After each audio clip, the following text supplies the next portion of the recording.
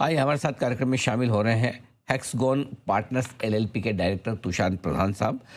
Sir, हेक्सगोन partners के chief investment officer हैं। इससे पहले एचएसबीसी म्यूचुअल फंड में आप 13 साल तक चीफ इन्वेस्टमेंट ऑफिसर रह चुके हैं। यहाँ तो फाउंडर हैं, डायरेक्टर हैं आप।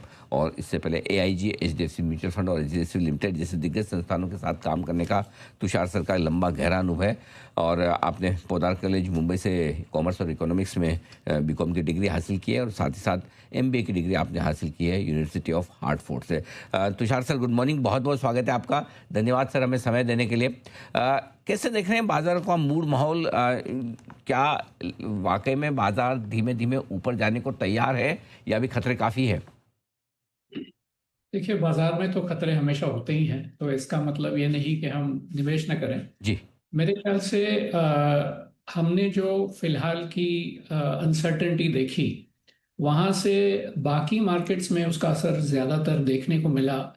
जैसे कि एशियन मार्केट्स हुए, इवन नैस्डैक पर इसका काफ़ी असर हम देख रहे हैं। मगर भारत में अभी तक हमारे मार्केट्स में उतनी ज़्यादा इम्पैक्ट हमने देखी नहीं है। इसके दो कारण हो सकते हैं।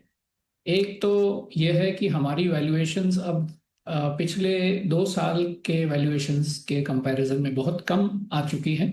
हमारी अर्निंग्स ग्रोथ FY26 की बहुत रोबस्ट हमें दिख रही है और आगे जाके भी ऐसा कुछ नहीं लग रहा जिससे कि इस अर्निंग्स ग्रोथ को बहुत ज़्यादा हानि पड़े। तो इसका ये मतलब रहा कि फंडामेंटल्स अगर देखें तो हमारा मार्केट कोई वीक सिचुएशन में नहीं लग रहा। मगर जैसे आपको पता है कि जो सिचुएशंस जियोपॉलिटिकल उभर आती हैं उससे मार्केट्स पे ज़रूर असर पड़ता है। मगर 2 साल से हमारा मार्केट वैल्यूएशंस को लेके बहुत ज़्यादा नहीं बढ़ा है और बाकी सारे मार्केट्स बढ़ चुके हैं। अगर अगर आप ऐसा उसको देखें कंपैरिजन में, तो मेरे ख्याल से अर्निंग्स ग्रोथ जैसे ही हमारी कंट्री में आती जाएगी, हमारा मार्केट यहाँ से धीरे धीरे आगे बढ़ने की संभावना मैं रखता हूँ। बिल्कुल। तो धीमे धीमे बाजार बेहतर होने की सिचुएशन में क्या नतीजे जो अब तक आए हैं वो कॉन्फिडेंस दे रहे हैं? कैसे देख रहे हैं आप रिजल्ट सीजन को? और स्पेशली दो बड़े सेक्टर के रिजल्ट्स आ चुके हैं, एक तो आईटी और दूसरा प्राइवेट बैंक्स। जरा अपनी राय दें सर।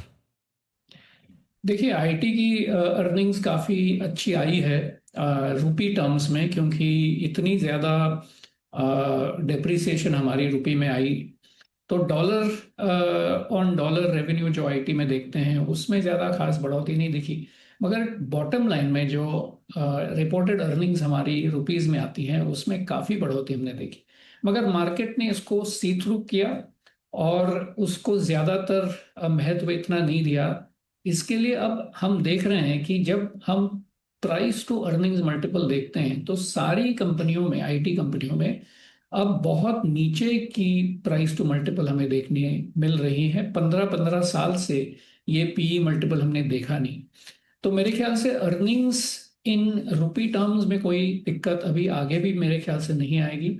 और काफ़ी सारी अनाउंसमेंट्स भी आईटी कंपनी ने की है जहां पर उन्होंने एआई की लॉन्ग टर्म कॉन्ट्रैक्ट्स कई क्लाइंटों के साथ साइन की है। इसका मतलब है ये मॉडल आगे भी चलता रहेगा, मगर फिलहाल उसके लिए जो माहौल है, जो एनवायरनमेंट है, वो मेरे ख्याल से इतना पॉजिटिव नहीं है। इसके लिए उसकी पी मल्टीपल लो रहने की संभावना है। इसका मतलब ये हुआ कि robustness of model is there, but market mood के ऊपर डिपेंड करेगा। और जैसे ही ज़्यादा ये ऑर्डर्स की हम बातें सुनते जाएंगे, मेरे ख्याल से यहाँ पे कॉन्फिडेंस बढ़ने की संभावना है। Companies are fundamentally very. जब प्राइवेट बैंक्स की बात करते हैं तो मेरे ख्याल से वहां भी हमने अर्निंग्स में रोबस्टनेस देखी। थोड़ा सा मार्जिन पे प्रेशर हमने देखा प्राइवेट बैंकों में, मगर ये तो मेरे ख्याल से आना ही था। और एक दूसरी बात हमें याद रखनी चाहिए कि पिछले 10 सालों में ये प्राइवेट बैंक्स की जो ग्रोथ है वो इतनी डबल डिजिट और कंसिस्टेंट रही है कि इसके लिए इनकी valuation price to book multiple पे ज़्यादातर ट्रेड होती थी। मेरे ख्याल से अब जो रेट ऑफ ग्रोथ हम देखेंगे पिछले 10 सालों के कंपैरिजन में शायद कम होगी। इसके लिए इसकी प्राइस टू बुक मल्टीपल जो है अब मोरलेस नॉर्मलाइज होने की संभावना है। इसका मतलब है कि स्टॉक प्राइस में ज्यादातर बढ़ोतरी हम नहीं देखेंगे, क्योंकि बुक तो बढ़ते जाएगा, मगर प्राइस टू बुक मल्टीपल जो है वो शायद अगर नीचे एवरेज आता है उसका, तो प्राइस की बढ़ोतरी का कोई एक्सपेक्टेशन बहुत ज़्यादा नहीं रख सकते।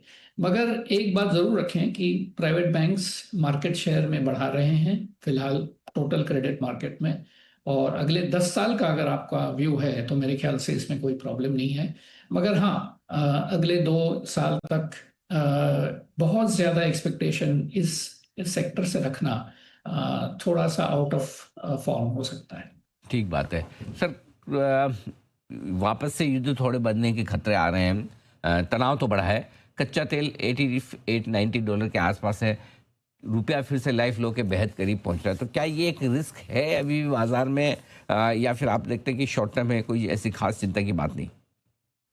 देखिए, खास चिंता की बात हो सकती है जबकि ये सिचुएशन हाथ के बाहर, हमारे हद के बाहर अगर चली जाती है तो मेरे ख्याल से चिंता करने की ज़रूरत है।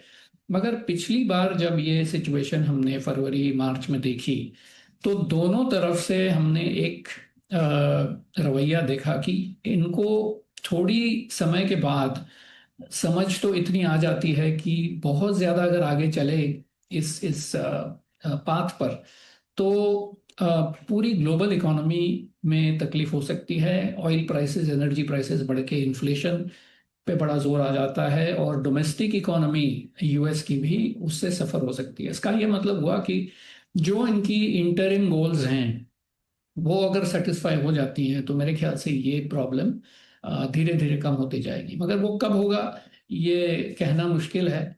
और अगर ये बहुत ज़्यादा देर तक ये सिचुएशन चलती रहेगी तो मार्केट्स में ज़रूर उसकी चिंता करने की ज़रूरत है। मगर मेरे ख्याल से जब पहली बार हमने ये देखा तो सरप्राइज एलिमेंट ज़्यादा था, इसके लिए मार्केट की रिएक्शन बहुत ज़्यादा थी।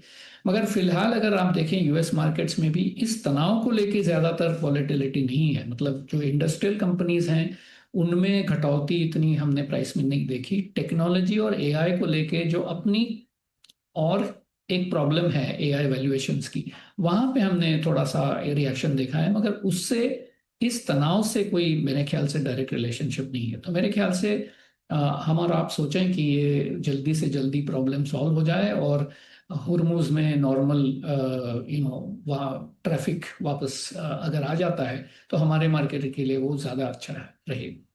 ठीक बात है। ये बढ़िया इंटरेस्टिंग चीज़ आपने बताई। अब बताएं सर, ऐसे माहौल में कहाँ आपको इन्वेस्टमेंट के मौके दिखते हैं, कहाँ पैसा लगाना चाहिए?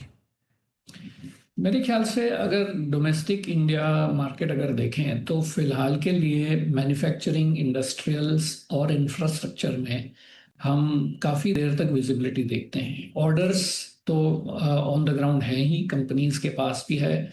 और बैंकिंग सिस्टम जो है हमारा वो सबसे ज़्यादा हेल्दी की रिपोर्ट कार्ड हम दे सकते हैं क्योंकि नेट नॉन परफॉर्मिंग लोन सबसे कम औसत पे फिलहाल चल रहे हैं कंपेयर टू पिछले आप कितना भी ले 10-15 साल। तो इसका मतलब हेल्दी बैंकिंग सेक्टर है और डिमांड फॉर क्रेडिट भी है। इसका मतलब है दोनों तरफ से ग्रोथ आने की संभावना है। तो जो कंपनियां इन दोनों के बीच में हैं और एक्चुअल असल में इंफ्रास्ट्रक्चर डिलीवरी, मैन्युफैक्चरिंग और इंडस्ट्रियल नेचर की हैं उसमें मेरे ख्याल से ज़्यादातर इंटरेस्ट आ जाना चाहिए। और बाकी रही भारत की बात तो हमारा मार्केट बहुत डिवर्सिफाइड है और कहीं कहीं नीश एलिमेंट्स भी आ जाते हैं। नॉर्मली हम देखेंगे कि डिफेंस में थोड़ी सी वैल्यूएशन में कमतरता आने के बाद थोड़ा सा नॉर्मलाइज हो गया है। मगर ऐसा नहीं कि सारी डिफेंस कंपनियां चीप हैं। एक बात आपको ज़रूर याद रखनी पड़ेगी कि ऑर्डर्स अगर डिफेंस में ज़्यादा हैं उनकी डिलीवरी और बुकिंग काफ़ी साल तक हमें उनके फाइनेंशियल्स में देखेंगे। हर एक क्वार्टर में इतनी बढ़ोतरी देखना और एक्सपेक्टेशन लेना मेरे ख्याल से गलत होगा। इसके लिए मेरे ख्याल से स्टॉक मार्केट में अगर डिफेंस स्टॉक्स लें तो उसमें वॉलेटिलिटी ज़्यादा होगी फिलहाल के लिए। मगर अगर लॉन्ग टर्म इनका व्यू ले तो मेरे ख्याल से वो एक बहुत ही अच्छी जगह पे है। और हमारी डिफेंस इंडस्ट्री 10 साल में कितनी बड़ी होगी ये कोई अनुमान नहीं कर सकता। और मेरे ख्याल से वो एक बड़ा पॉजिटिव सेक्टर हम देखते हैं। परफेक्ट। तो ये है सारे सेक्टर्स जहाँ पर आपके लिए है इन्वेस्टमेंट के मौके तुषार सर की तरफ से। सर बहुत बहुत धन्यवाद आपका। आपने समय दिया और बाजार के डायरेक्शन के बारे में अपनी राय हमारे दर्शकों को दी। बहुत जल्द आपसे फिर मुलाकात होगी।